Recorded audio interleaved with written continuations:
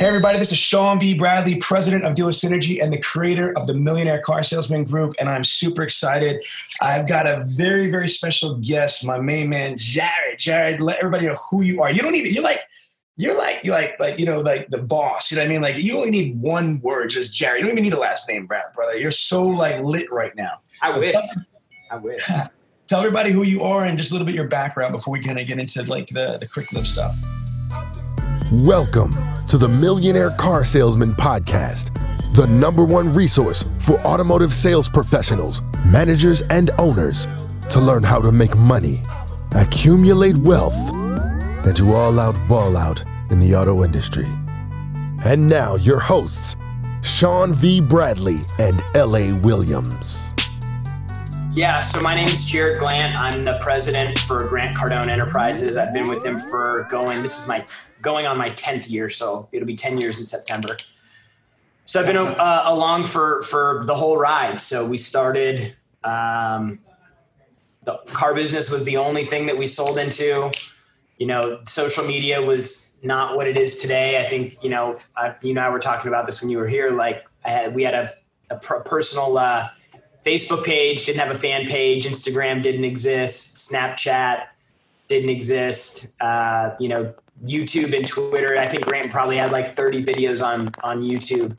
So I saw something in him that resonated with me, and I knew that it was a ride that I wanted to go on. And so I just showed up and, got to learn a lot working around him and seeing how he operates, seeing how he thinks and thinks about money, seeing what he does with money, which has been probably the biggest thing is just when you're around somebody, who's $50 million in a year, or, taking down a deal and making $100 million on a deal he owned for 3 years. Like the numbers get so big that, usually it's the thing you hear about on the news. Like you see like, oh, hey, this hedge fund guy, made $100 million this year.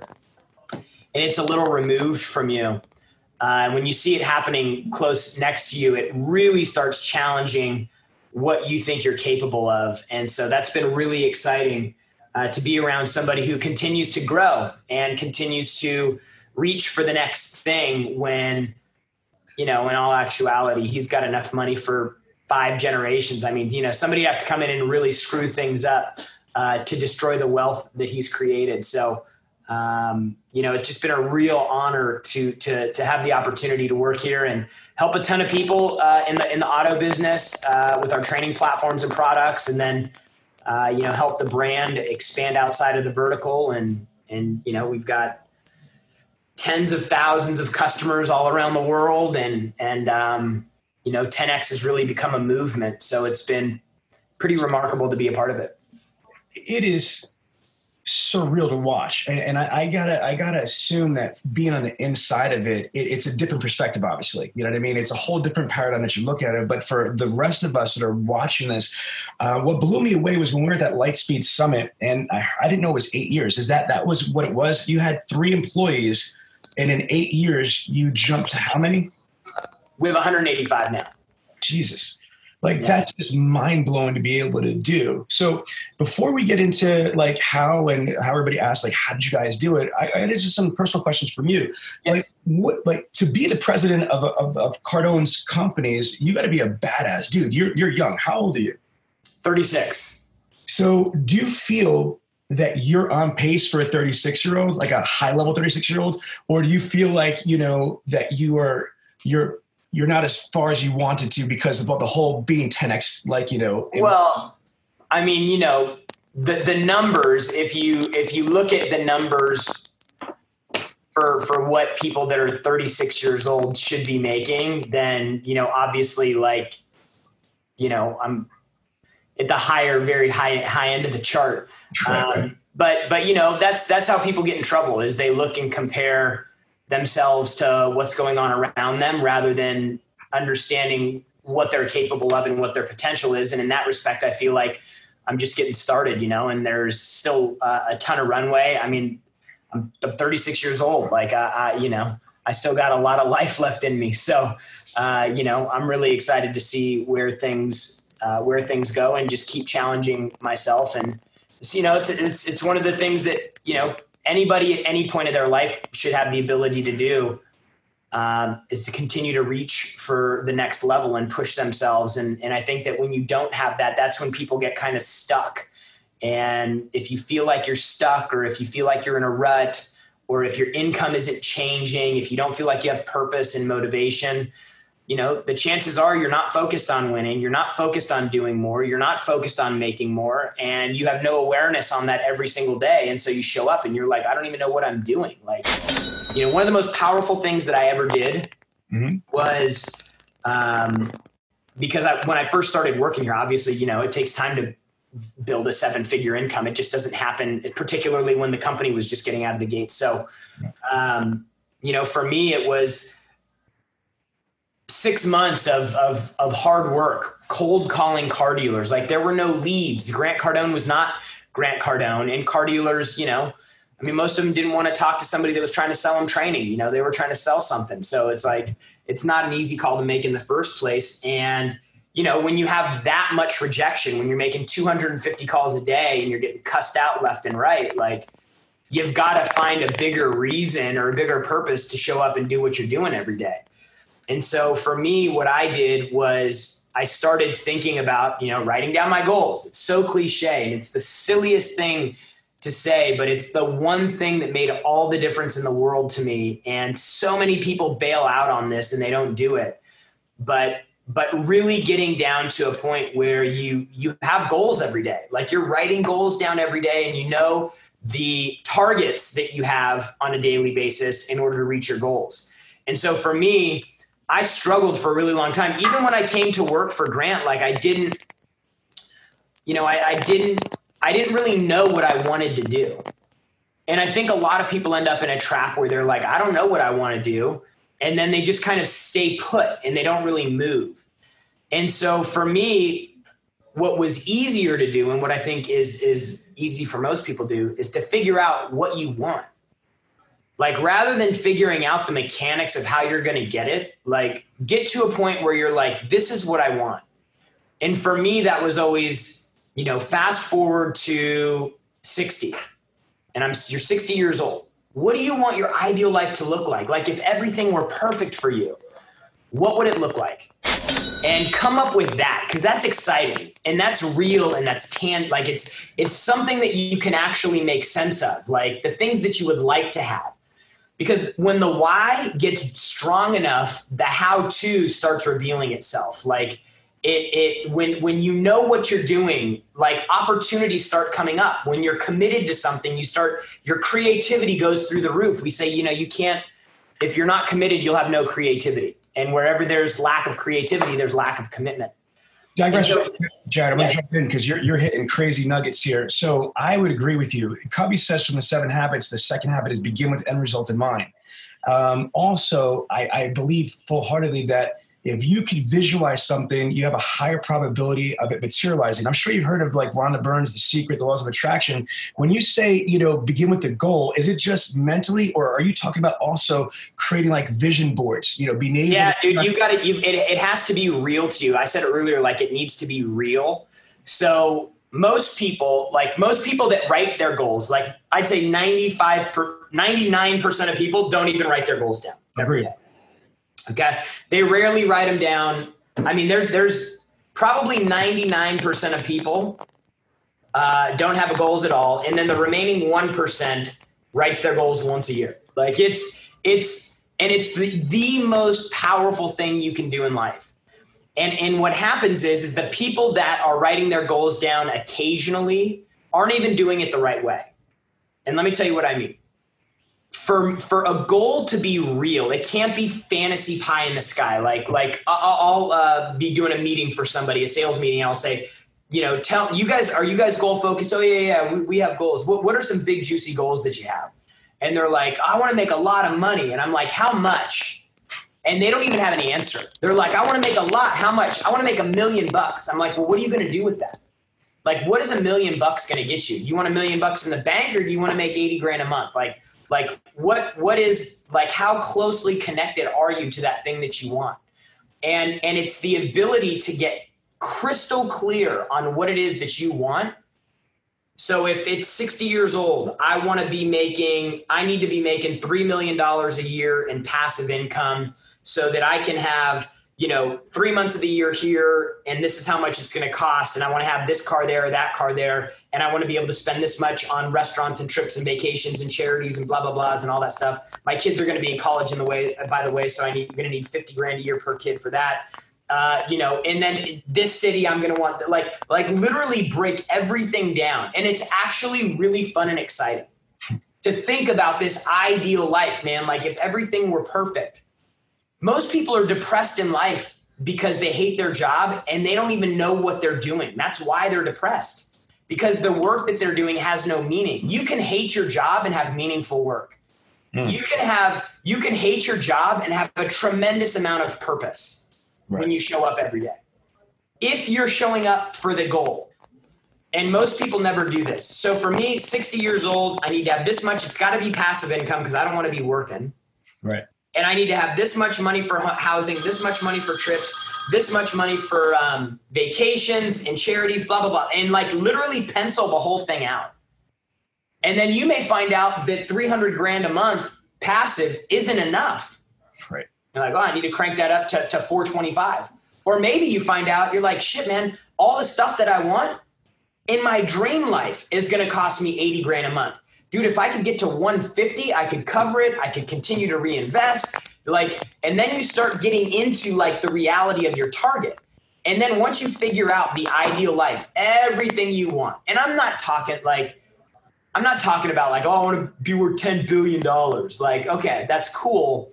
But like, what is the thing that's going to make you happy? Because 10 billion isn't going to make you happy. That's a fake number that people just throw out. It's what are you going to do with it? And so once you figure out like what the ideal life is and what it costs, like for me, one of my goals is not to have a G550. Like I don't want a $50 million airplane right now. For me, my goals are based around freedom. Like they're all based around lifestyle and freedom. And it doesn't mean having my own G550. Right now, where I'm at now, when I'm 50, that might change. But right now it doesn't. Your goals are allowed to change, and they should, because if you continue to develop yourself and educate yourself, your potential should grow. So your goals can't stay the same because you're capable of more. Wow. So anyways, the long and short of it is you got to get crystal clear on what you want, figure out how much it's going to cost, and then work your way back into the math for what you need to do every day. So maybe that big, juicy goal that you have that seems so far away is only 85 calls a day away. It's only a car deal a day away. Right. Like if you do the right things with your money. So you got to take something big and juicy and exciting and boil it all the way down to an activity that needs to be done today. Okay, question for you now. Because you, obviously, Cardone on Demand, Grant himself doing countless amount of trainings. You, your guys, Jeff Bounds and Cardone Automotive Resources, you have a tremendous amount of experience in automotive. So I'm going to set the stage. As of 2020, the data is still in that the average attrition is between 70 to 80%, which is atrocious. One. Yeah. Second is the mediocrity level. The average salesperson in the United States out of the 16,500 franchise dealership is delivering less than 10 units a month. So that I believe, I want your opinion, but I believe because most dealerships do a poor job in properly recruiting, onboarding, training, developing their talent.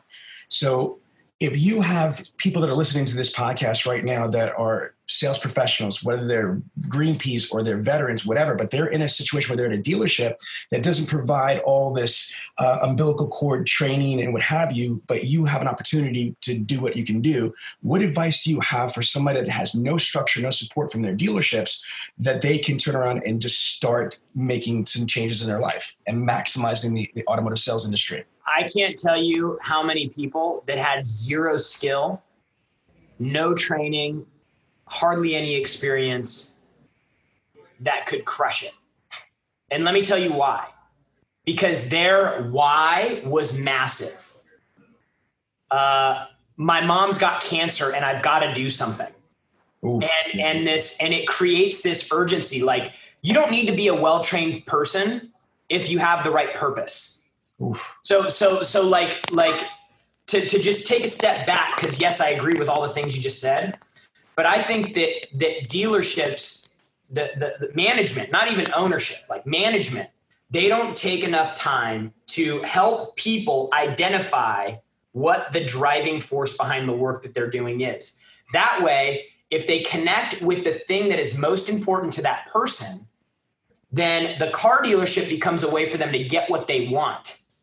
They could hate the work, but if they know it's getting them closer to the thing that they want, they're willing to take the short-term loss to get the long-term win. Like, dude, there are days that I don't want to show up here and I don't like my job, but I know that most days I like it.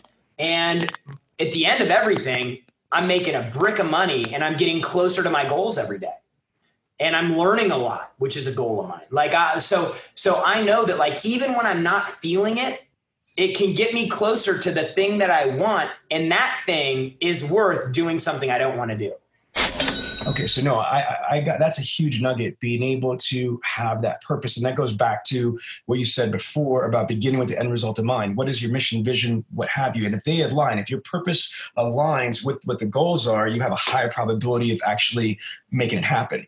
Okay. So let's be ultra specific though. Let's go like dive specifically. So I'm brand new. And let's just say that I was a Cardone client. I was on Cardone on demand, or it was support. And you just happen to be in the office because you're the president now. You're not doing the account management per se. But if I was lucky, I talked to you. I was like, hey, Jarrod, I've been watching you and Grant all over the internet, man. Like, holy shit, I want to be like you. But right now I'm at the dealership. What advice you have for me, Jarrod, right now that I could just start selling cars like crazy? How can I just turn up and 10X at the dealership? Without the right why, you'll never have the ability to 10X because you won't know why you're doing it. Okay. So you can't, it's like trying to turn the switch on, it's trying to turn something on that's not going to be supported. So the first thing that I would do, like if I walked into a room and I had a new sales team, the first thing I would do is I would walk them through the exercise that I just did with the ideal life.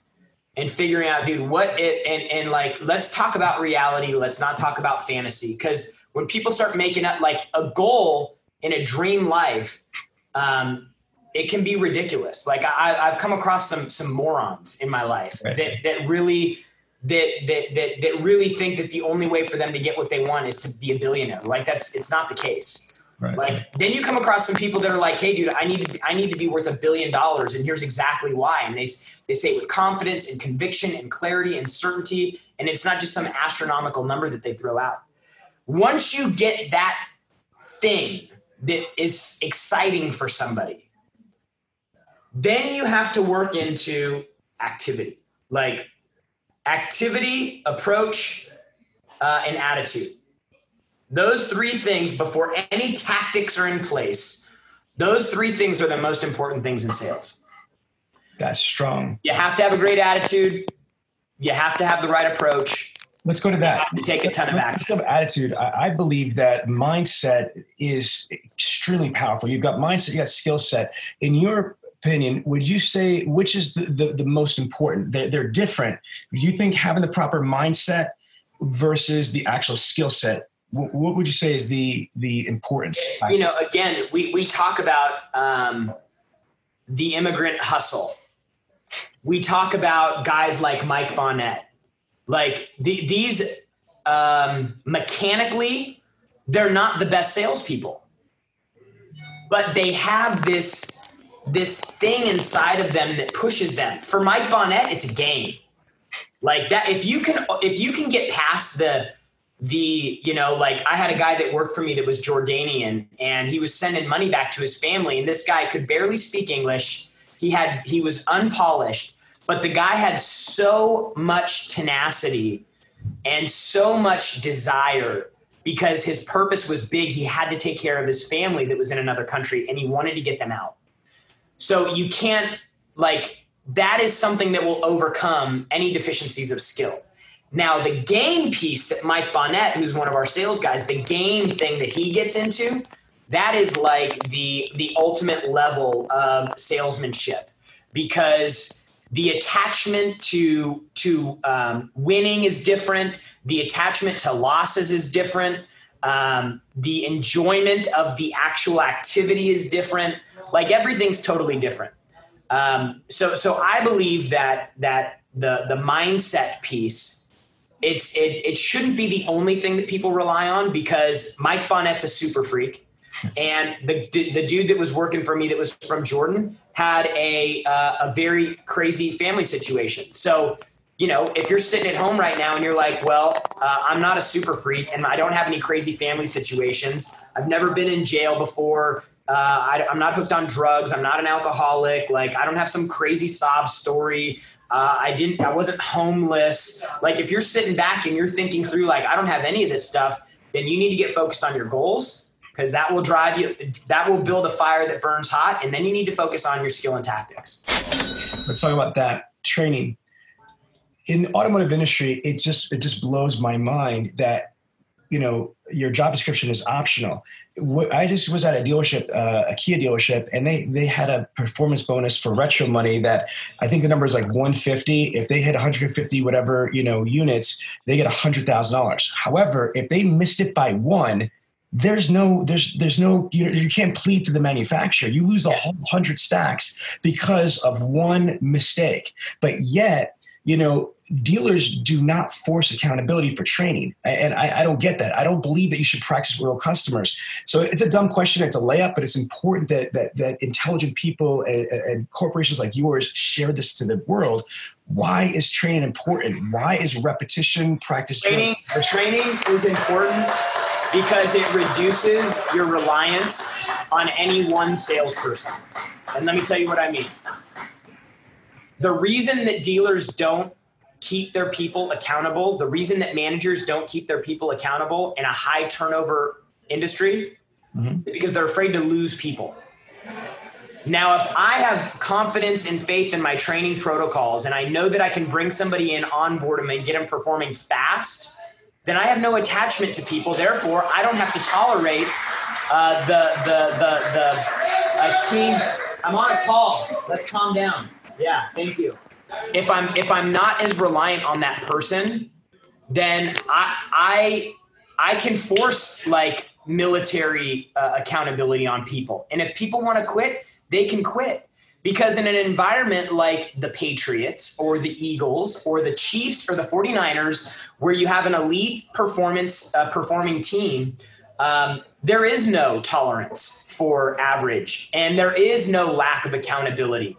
Because they know that they can kick somebody off the team, and the next day they can have somebody in there that has more hunger, more desire, probably more skill, and will probably do it for less. Right. So it's like they have no attachment to people in the NFL, and they get rid of people like it's nothing, because there's so much talent and there's so little supply of slots for players to fill, that they're just like, yep, done with this one. Bad attitude. You want to act like an asshole on the weekend and get drunk or DUI or get in a fight at the whatever or do whatever. We're just going to get rid of you. We'll cut him. We'll replace him. We'll get somebody new.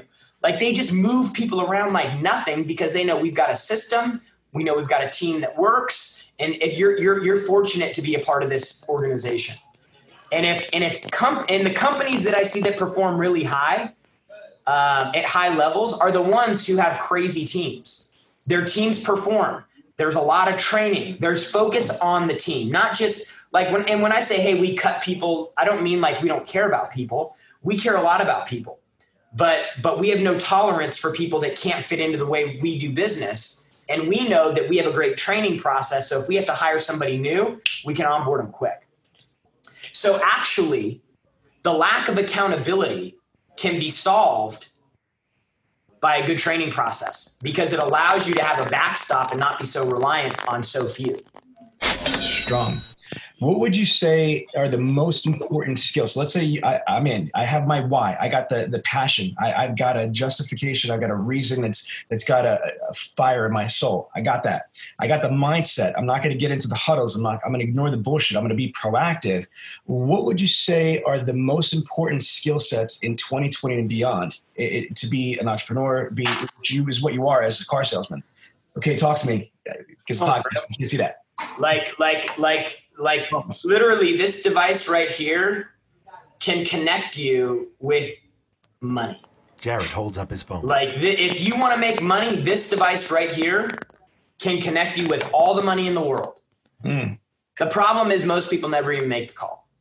They don't even show up. Like I had to follow up for almost a month and a half to get this job. Really? Yeah. You think it was worth it? Yes. Dude, how do you know that one customer that you do a deal with doesn't create an opportunity for you to do something that changes your life forever, but you make 2 phone calls and then you quit, or you don't follow up at all? Oh, if they were really interested, they're going to call me back. Take some responsibility for your life. I mean, like, you want to be at cause? Do you want to create things in your life, or do you just want to be the effect of what happens around you? Like, eventually you got to start making decisions for what you want to get out of life.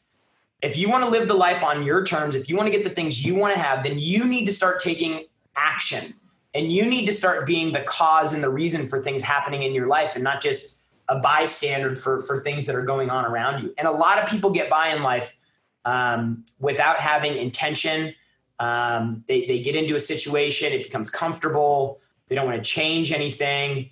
And it actually creates resentment because they know that they are unwilling to do the thing that they need to do to take control of their situation and fix it. And so somebody who's making 50 grand a year in Chicago, somebody who's making 60 grand a year, 70 grand a year in Miami, like these are people who can pay their rent, they can pay their bills, but there's no money left over. And unless they change something, like you got to get to 200 in Miami to like live in a nice area, you know, like, but you can get yourself into this, the whole, like, and I used to give this example all the time because my buddy worked in nightlife, and I was like, dude, you're going to be trapped your whole life, because he made a lot of the money that he made was cash. You know, he was VIP host, this and that. And he couldn't ever break out of it because anything that he was going to move into was going to be a big hit in his income, because it was like W-2 money, like normal job. And that could have been the thing that broke him out into the big thing. And they just get stuck. And so that's what happens with a lot of people, is they just get stuck and they just think, okay, well, they have no intention. They have no reason to change their environment or their state. They have no drive. Like, it's just, it's unfortunate. I believe deep down, it ties back into personal, professional, and financial goals. And if you have clearly defined personal, professional, and financial goals, then you will constantly be looking for the next thing. You have to have awareness of it, though. Like, you have to think about it every day. There has to be something driving you for more. Even Ali, who you just had on the deal, you know, making 100 grand a month, selling, you know, freaking 130 cars a month or whatever it was, you know, like, dude, that guy is thinking about more all the time. Absolutely. How can I better market myself? How can I better connect with the community? How can I create better efficiencies with how I'm getting deals done because of the volume that I'm doing? How do I still provide a great experience at these numbers? Like, he's constantly thinking about all that stuff. It's not unconscious that all that's happening around him. It's extremely intentional. You know, you don't just show up at the same dealership. He's been there for 20 years. Take another guy that's been selling cars for 20 years. I guarantee you his income hadn't changed in the last 10 years. It's probably gone down. It's probably gone down over year over the last 10 years. So I agree. So speaking about income, so let's say that you're starting to make money at the dealership, whether it's by skill or by dumb luck or a little bit of both. What people don't realize is just because you're making money, if you don't have financial literacy and how to invest your money and how to turn around and make smart decisions, you're going to lose it. It's not about how much you make, it's how much you keep. It's accumulative wealth. So you are uniquely qualified, like the dude from Taken, to be able to give some really good advice to our audience because of Cardone Capital, because you guys are a cash generating machine. So let's go say I'm a salesperson at a dealership. I got some coin, you know, how do you define coin? the way that old school salespeople would. I've got enough money that I could turn around and get through the month, and I got nothing in savings. So that's what I'm saying. What's the you got like 10 grand in the bank, 5 grand in the bank. Yeah, I'd say, you know what's crazy? I've read this recently that the average American is, I think it's like less than 3 paychecks away from being freaking homeless. The average American couldn't come up with $400 in case of an emergency. That's fucking crazy to me, dude. I can't even fathom that. So but like that's the first problem. Like that guy or gal right there, they got $1,000, $1,500, $2 grand, $4 grand, $5 grand in the bank, and they're thinking about what to invest in. The only thing you should be thinking of if you only have $5 grand in the bank is how you can make more money. Like people they think that they're doing the right thing by shifting their focus to, oh man, I got to find these investments. I got to get in the stock market. I'm like, bro, you don't even make any money. Income is the fuel for wealth building. Explain. You cannot build wealth unless you have income or a lot of time. You know, if you're 25 years old or 30 years old right now and you're making 60 grand a year and you never make more than 60 grand a year, you might, if you are extremely frugal, when you're 70 years old, you might have enough money to stop working. You're still going to be living in $1,000 a month apartment, you know, and maybe when you die, you have 100 grand in the bank. Like, you know, you have to focus on increasing your income. And people, they shift their focus too quickly off of continuing to invest in myself. You need to continue to invest in yourself. You need to get courses. You need to go to conferences like our 10X Growth Conference. You need to buy training programs. You need to continue to invest in yourself until you see a significant change in your income. So no, I heard Grant say that when I was at the 10X Auto Academy with you guys last month, and invest in yourself, invest in your business, and then kind of invest into like diversities, whether it's real estate or whatever it is. So let's just go back again, because I want people, because this is a question I get a lot is, okay, what do we do with the money? So let's just go through this. Let's say I'm averaging, the national average I said is 10. So let's just say I'm at 14, 15 cars a month. I'm doing $6,000, $7,000, $8,000 a month. Again, if I'm hearing you correctly, which I definitely agree, is instead of trying to like scroll it away, not have anything there and like misstep, thinking that you're doing something right, invest in yourself, get more training, more education, expose yourself to, you know, stuff that you can never take away. Because I believe like you that like once you have the knowledge of how to make money, you might lose it, but you have that knowledge how to make it back. Sure. But if you've never been developed and the lucky strike goes away or your change of circumstances happen, but you don't have the knowledge of how to rebuild it, you're fucked. Yeah. And so like I didn't make my first investment with Grant until I had 100 grand in the bank. So that came because I was sleeping on an air mattress. I was driving a car my mom gave me. I drove like 1997. It was like Burgundy, a Lexus GS 300. It would like the gauge cluster would like while I was driving would like turn off and like the car would like, and I'd be like, you'd lose power steering. I'd have to like, rush to get the car back running before I crashed. Yeah. But I did that for a year. Like I was making 10 grand a month or 12 grand a month in residual income. That means it shows up because I built a book of business, like an insurance. I was making that money and it was going to show up every month, regardless of whether I sold a deal or not, would sell a deal or not. I got to that point and I had 100 grand in the bank before I went and leased the car and my payment was $549 a month. Wow. So people are like, oh man, I got 25 grand in the bank and they go out and get $1,000 a month car payment. It's just stupid. It's just, they're missing the proper education about money and how much money you really need. Let me tell you something. One of the most depressing days of my life was also one of the happiest days of my life. When I finally got to $1 million, like in actual, like income that created investments that then turned into, like actual, like net worth. Right. And then I realized I'm like, this is no money. Like I realized, like I was like, I thought my whole life, I thought and people probably listen to this now going, man, I wish I had $1 million. Yeah, I wish you do too. Because then you'd realize how little $1 million really is. Dude, you got to work. Like you got to get to probably like in all reality, if you were investing and you had your money working, you probably need to get, because your lifestyle will change. You probably need to get to 5, 6, $7 million a year invested in investments that produce cash flow every month. Before I'll put it to you like this. I got almost $3 million invested with Grant and I make about 12 grand a month.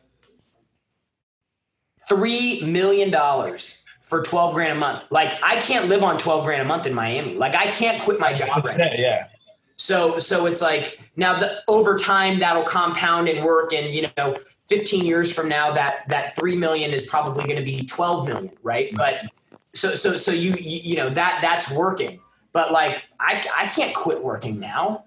Like I got a wife, I got 2 kids, I got a kid, I got another kid on the way. Like you need to get your mind right about money and how much money. Wait a minute. Slow down. I'm keeping pace with you, but you're killing me. This is fucking awesome because nobody has this type of subject matter expertise in at least our industry. That's why it's a hot mess. So again, what I find, to your point, is that people make a little bit of money and they spend that shit. You on the complete opposite extreme, which that's even new for me to hear. I've heard that, but to actually know somebody that has that investment but only lives off of this. I just heard Grant he was on Greg Lundy that I watched that episode. I think it was this morning, and his intro video to it, he talks about sacrifice now, and that's what you're saying is sacrifice now. And not get the fucking the Lambos or this or that or spend all that shit. I wish I listened to you guys before. You know what I mean? Like coming from me from where I'm on the streets and stuff like that. Like for me, when I started making money, I wanted to I bought the house. And then I see Grant saying like, don't buy a house, buy an investment property. I'm like, fuck, I wish I knew that before. Now I got this big house here. So this right here. Yeah, I wrote a $500,000 check. This was 2 years ago. It is an investment in Cardone Capital. Yeah. At the time, my car payment was, I drove an Audi, a 4-door Audi. Like, and so like I could have written that check and gotten 2 Lambos. Right. I could have so people are going out. Like, that's why you can't get distracted by everything that's going on around you, because so many people are stretching to try to live the life now. And unfortunately, what's going to happen is it's going to create bad decisions that long-term create unrepairable damage, because you get in a situation where the money that you can put away now can compound over time and can work for you. But instead, you're spending it on bullshit that can't do anything for you, that has no value, that will be worth nothing. Right. Like, I bought a Turbo S Porsche. Completely stupid. Dude, my passive income, the income I do no work for, pays for it. and the rent in my house that we live in. Like I'm like, dude, this is just throwaway money right now. Like, my game for the real estate cash flow is 20 years from now.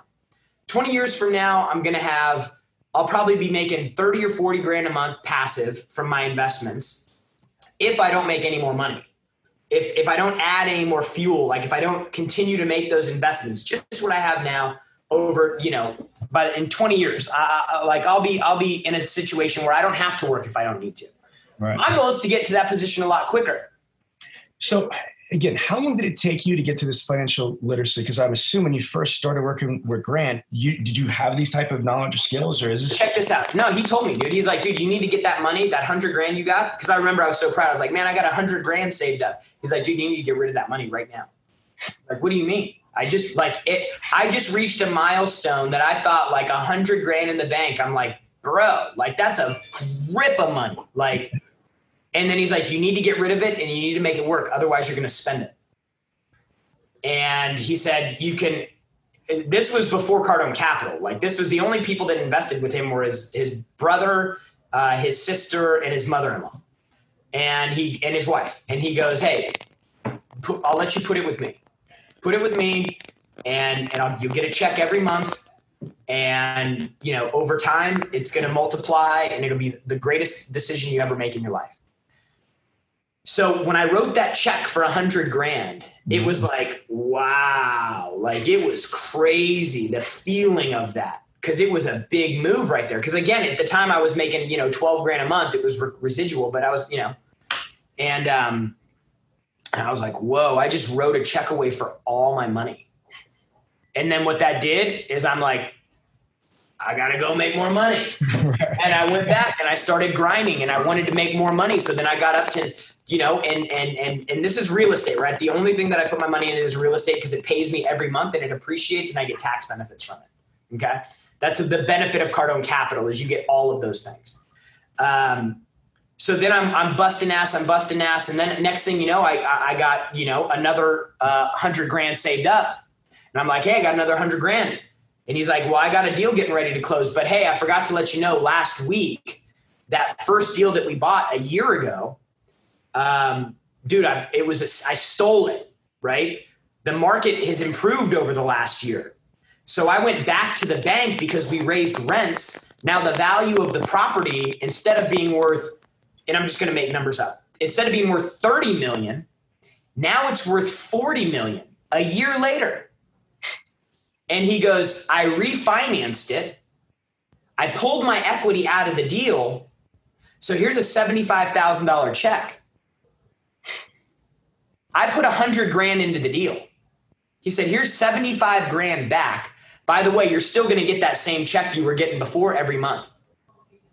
I almost had no money in the deal, and I was still getting paid every month. This is where this starts getting crazy, right? Right.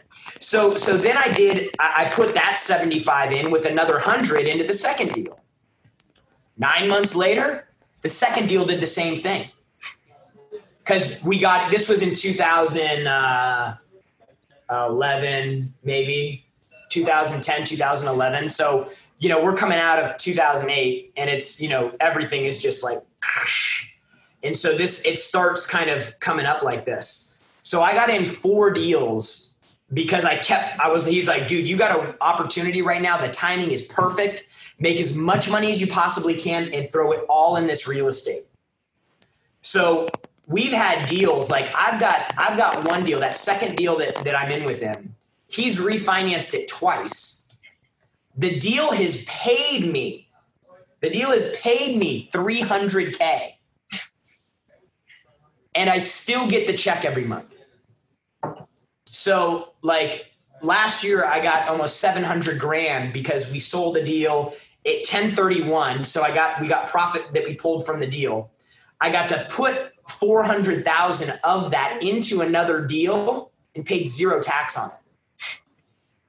Another deal that we refinanced, he pulled a bunch of money out and distributed. It was 2 deals actually. Like $100K, 100 and change, and then 200 and change. I paid 0 tax on those deals because it's a recapitalization of your initial investment. You don't pay tax until you go over your initial investment. So let's think about this. If there's people listening to this, obviously you guys have your shit together. You understand how would you help, people start to get financial literacy and start to make better moves with their money? How do they get a hold of you, and what's the process? I can only tell you what I did. I can't in this particular area. I'm not a finance expert, but I know how to do the first thing, which is income. So what I did was I kept focusing on income, and I found a place that I could put my money where I know it was going to be protected. I know that my risk of loss was mitigated big time. I was getting tax benefits and I was getting cash flow. Now, the first deal that I put $100,000 in, I was getting, like $600 or $700 a month or something like that. So you give up $100,000, but you get 600, and you're like, oh man, that doesn't seem like a good trade. But I'm like, well, now my car payment's handled. And then when you make the commitment over time, like looking back now, it's been 8 years since I've been investing with him. Yeah, I got millions of dollars with him. Cash flow now, I'm like, oh wow, hey, that's actually getting to the point where it could be substantial. So now I'm even more excited than ever to keep putting money in, but most people don't even get out of the gate. Most people think, oh man, I don't want to give up that $100,000, because then they have to go do something that they have to confront. They got to go replace the $100,000 if they give it up. And that is the secret to this whole thing, is you have to make money, and you have to go out and you have to chase your income. And that means you got to eat shit. That means, like, for me, that was 6 days a week. That was 12, 13, 14-hour days, Monday through Friday. And then I'd throw in 5 or 6 hours on Saturday. Like, eventually over time, your skill starts building up because you're out on the field every day and you're looking to get better. You're not just showing up. Right. That's a big difference. You can't just show up and put in the hours and think you're going to get great. Like, you have to be looking to get great. You have to be looking for opportunities all the time. You have to become invaluable to your dealer. You should be the employee that if you quit, your dealer would be devastated. You shouldn't just be focused on what you're doing. You should be showing up in that store every single day, picking shit up off the floor. If customers are upset, find out how you can get involved and calm the situation down. You should be like, if something's wrong, hey, this car is mislabeled or this thing's over here. You should be aware of everything going on around you. Because if you have that level of intensity with how you are aware of your environment, dude, that's the thing that's going to get you what you ultimately want. Oof. Fire, brother. Okay, I want to redirect because I know you're extremely busy, and I thank you for doing the impromptu interview. Let's talk about Grant for a little bit, because, you know, he's obviously, you guys are close. You know, what's that like to start where you started from, and just to watch this crazy ride upward trajectory? What's that like? It's work. You know, like I don't look at that stuff, you know, like I probably to a detriment. Like, whenever we do something great, I always try to find a way to knock it down, I never look at where we're at and say, oh man, we made it. You know, it's this constant, like, okay, like, we're capable of more. It's like a frustration that, like, dude, why isn't it going faster? Like, and that probably is a little bit unhealthy, but I think it also creates a lot of drive, and it creates, like, push towards the next thing. Wait a minute, let's zone in on that for a second. I would agree with you again. It might seem like it's unhealthy, but I think it's the complete opposite. I think it's completely healthy. And what I meant when I said that is specifically, like, I've heard Grant, you know, I was watching a lot of his stuff recently, you know, that he says that he wishes that he thought bigger sooner. You know what I mean? And that's what I'm talking about, is like being around that, looking at somebody that's doing all the stuff that he's doing, or that you guys are doing together. But for him to say that after all this that he has right now, to say, I wish I thought bigger sooner, there's got to be a lot of, like, lessons that you're learning from, or, like, invaluable lessons, you know, that you could save 5, 10, 20 years from his experience.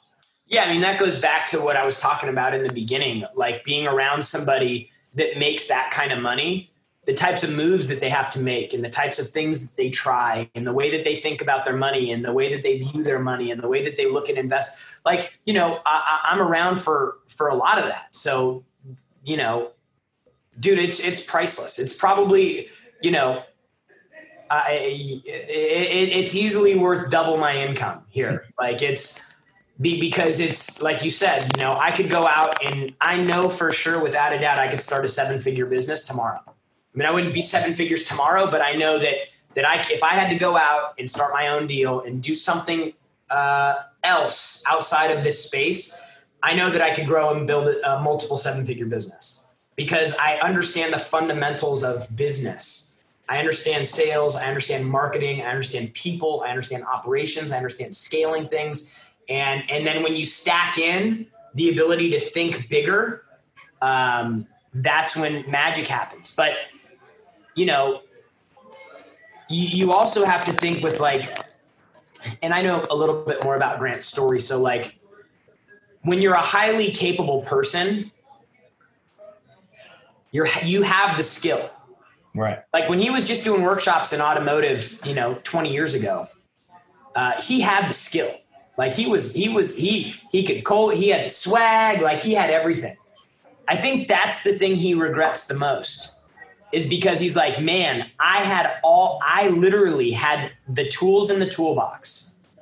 I had everything put together to where it should have been massive, but I got comfortable and I started playing golf and I started doing this. So when he says that, what I think that there was, if he's been doing this for 35 years, there was 30 of them where he was like, he had started really figuring stuff out and he just didn't push to the next level.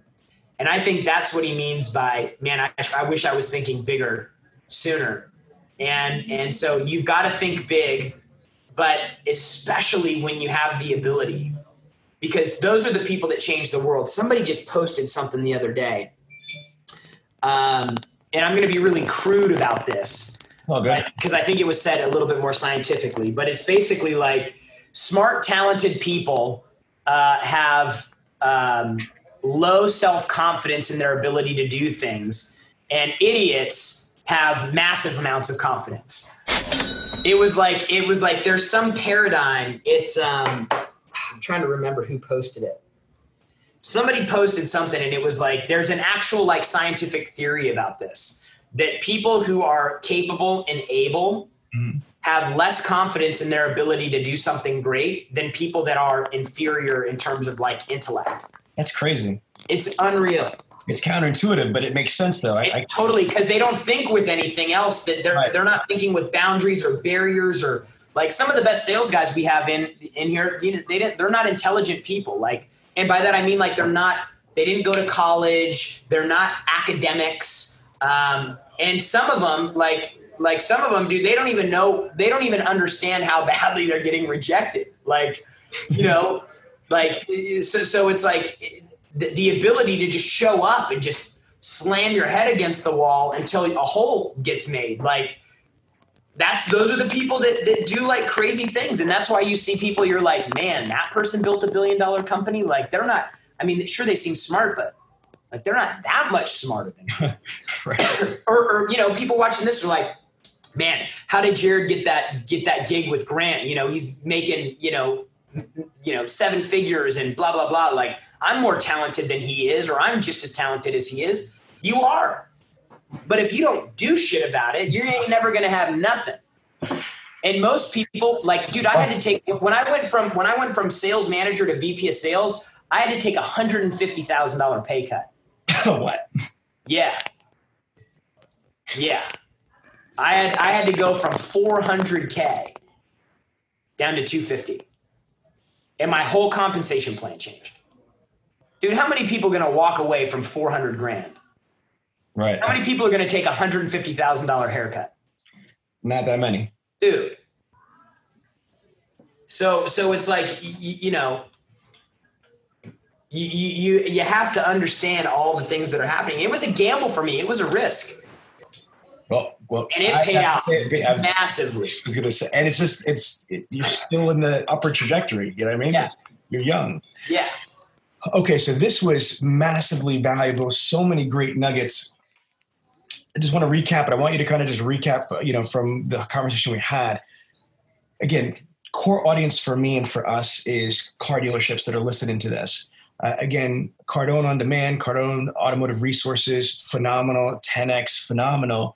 But where do we start? So if you got somebody that's listening to this, they could start, for free. They could go to like YouTube, Cardone on Demand, and then they start liking the stuff. How do they get involved with 10X or with, Cardone Automotive Resources? Yeah. So Cardone University is the thing that I cut my teeth with. It's like the audio programs, like everybody on here, you should be training every single day with an online platform like Cardone University. You should be listening to audio programs in your car to and from work. Like, you have to become obsessed. If you want to break out of where you're at, you've got to do something radically different. And again, if you aren't willing to do this, then you don't really want the thing that you want.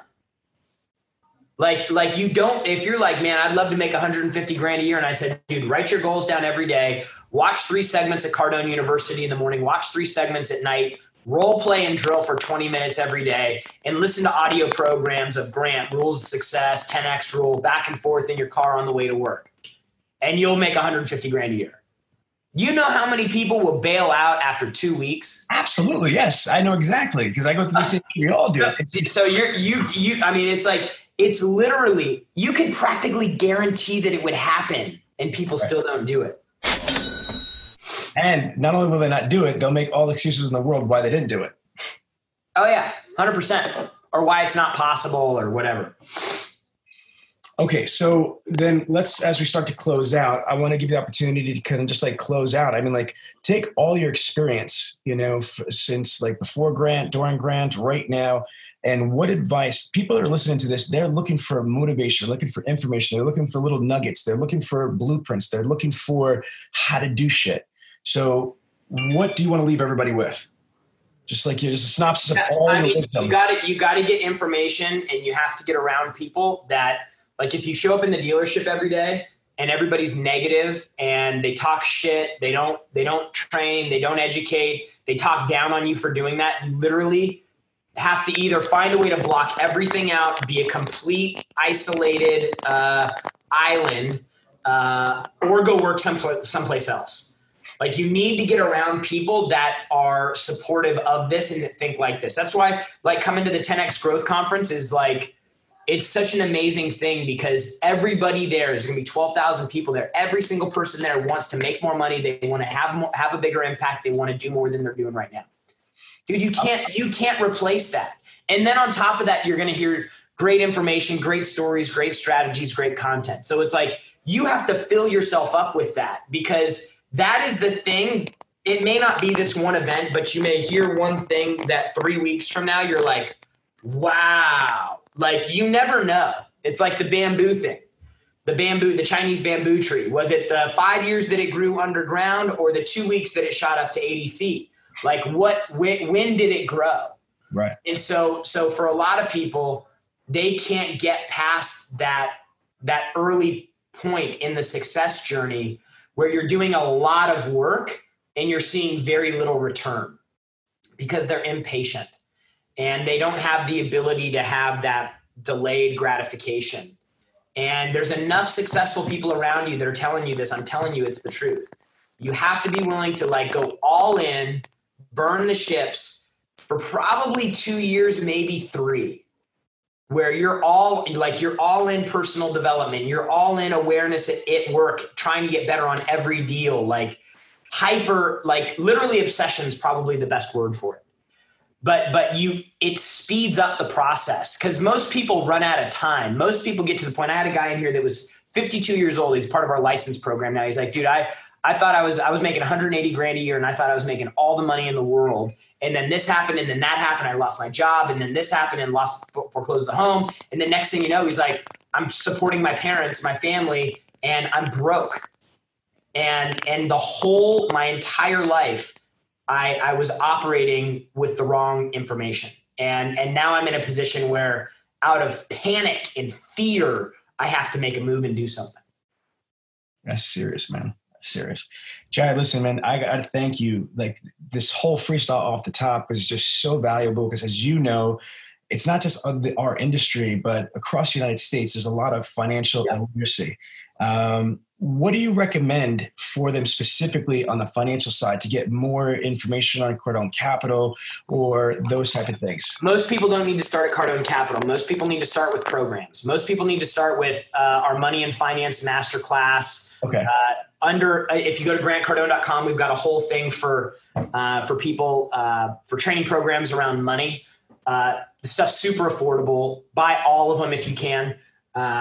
Because you're going to have to watch them over and over and over and over and over again so that they really sink in. But that's where you need to start, because most people aren't thinking the right way about money in the first place. So they go into investing with the wrong mindset. So you need to go back down to, like, it would be like trying to put together a really crazy, like, playground set in the backyard without instructions. Here's all the parts. Go try to put it together. And you're like, you're going to get frustrated, and eventually you're going to be like, dude, this thing probably never was meant to even be put together. Right. You might maybe get lucky and put it together and use all the parts and use all the hardware, maybe one person out of 1,000. But most people are going to quit and give up. But you get the instructions and you put the instructions in front of somebody and everything works and it comes together and they build this beautiful backyard playset, because I'm thinking about one for my kid. So I can tell. I have one in my backyard for the I'm going to pay someone to do it though. Absolutely. By that time. So the last and final question or statement is, I got to tell you, me and Karen were at our first 10X at the Marlin Stadium. That was mind-blowing to be able to fill up an entire stadium. Yeah. We're going to be also in Vegas. So how do people find out about 10X? How do they register and what are the dates?